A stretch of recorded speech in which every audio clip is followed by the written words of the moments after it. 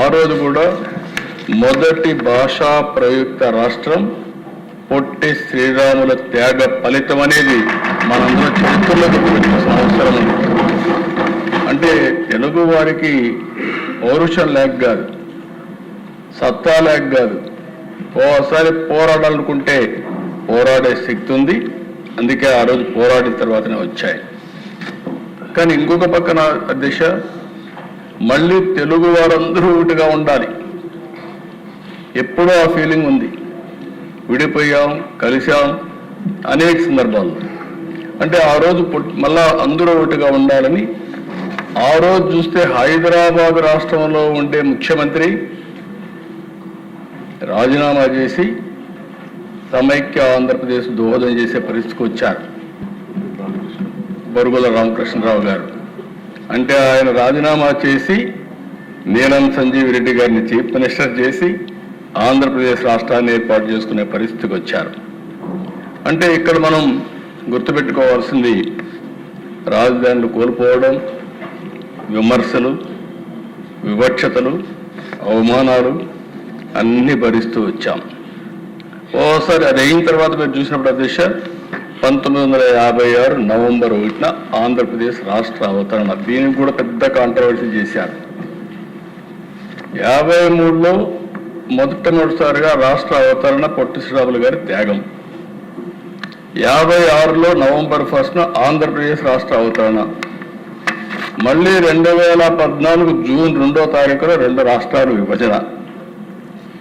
ఏ రోజు జరపాలి ఆంధ్ర రాష్ట్ర అవతరణ అంటే దీనికి సమాధానం లేకపోతే అందరూ ఇది చేస్తామంటే కాదు అని మనం చెప్పే పరిస్థితికి వచ్చాం. అందుకే మొన్న మా డిప్యూటీ సీఎం గారు మేము మాట్లాడుకున్నప్పుడు పొట్టి శ్రీరాములు గారు డిసెంబర్లో ఆత్మార్పణ చేశారు కాబట్టి అప్పుడే జరపదామని జరిపి ఆయన కోసం ప్రత్యేకమైన రోజు ఏర్పాటు చేసిన కూటమి ఎన్డీఏ కూటమి అని చెప్పి కూడా నేను మీకు తెలియజేస్తున్నాను. ఇది 3 రాజధానులకు వ్యతిరేకంగా ఇచ్చారు, ప్రజా వ్యతిరేక కార్యక్రమాలకు వ్యతిరేకంగా ఇచ్చారు. మళ్ళీ మంచి రోజులు ప్రారంభమైనాయి. కేంద్రం ఇమ్మీడియట్గా 15,000 కోట్ల రూపాయలు శాంక్షన్ చేశారు. ఇప్పుడే పవన్ కళ్యాణ్ గారు చెప్పినట్టు డబ్బులు ఎట్లా మొబిలైజ్ చేయాలో అన్నీ కూడా మొబిలైజ్ చేశాం. మళ్ళీ 2025 మే 2న పనులు రీస్టార్ట్ చేశాం. నేను అనుకోవడం చరిత్రలో ఒక సిటీలో ఫౌండేషన్ వేసి పనులు రీస్టార్ట్ చేసింది ఏకైక ప్లేస్ అమరావతి అవుతుంది ప్రధానమంత్రి గారికి. ఇంతవరకు ఎక్కడా జరగలేదు. మళ్ళీ నేను ఒకటి హామీ ఇస్తున్నాను దిశ, 2028 పనులన్నీ పూర్తి చేసి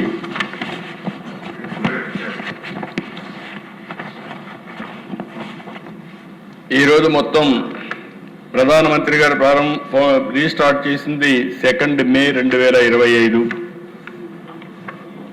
మొత్తం trunk roads, layouts, assembly, high court, 5 iconic towers ఇవన్నీ కూడా వివిధ డేట్స్లో పూర్తవుతాయి.